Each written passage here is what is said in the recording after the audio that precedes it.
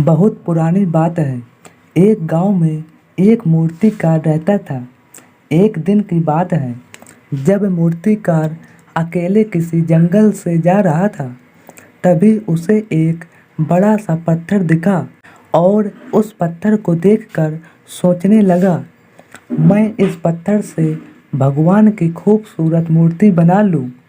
ऐसा सोचने के बाद उसने अपने बैग से छेनी और हथौड़ी निकाली और पत्थर से मूर्ति बनाने के लिए बैठ गया। उसने जैसे ही पत्थर पर छेनी हथौड़ी से वार किया, तभी तुरंत पत्थर से आवाज़ आई, मुझे दर्द हो रहा है। वह मूर्तिकार यह आवाज़ सुनकर हैरान हो गया। उसने फिर से पत्थर पर वार किया तो फिर से आवाज़ आई, मुझे दर्द हो रहा है।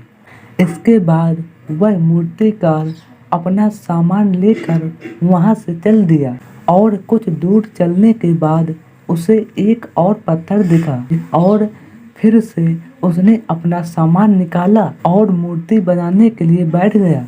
इस पत्थर को भी दर्द हो रहा था। कुछ देर बाद उस मूर्तिकार ने पत्थर से भगवान की खूबसूरत मूर्ति बना दी।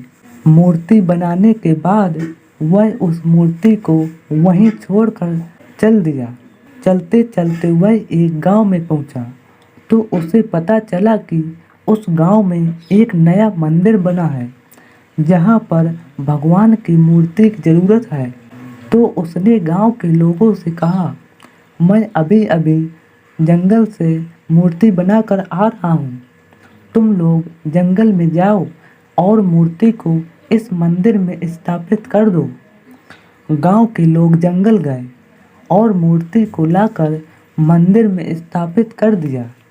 मूर्ति स्थापित करने के बाद एक व्यक्ति ने कहा, मूर्ति का इंतजाम तो हो गया, अब नारियल फोड़ने के लिए बड़े से पत्थर की ज़रूरत है।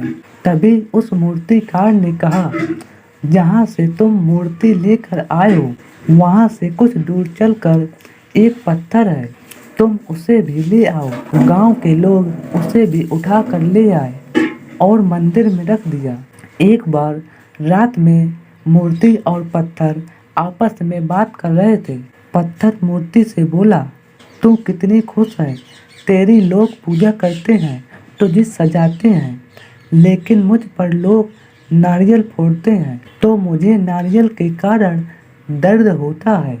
तभी मूर्ति उस पत्थर से बोली, अगर तुम उस दिन मूर्ति बनाने वाले के वार को सहन कर लेते तो आज मेरी जगह तुम होते और तेरी जगह मैं होती, लेकिन तुमने वार सहन नहीं किया, तुमने संघर्ष नहीं किया और आज तुझ पर लोग नारियल फोड़ते हैं और मेरी पूजा करते हैं।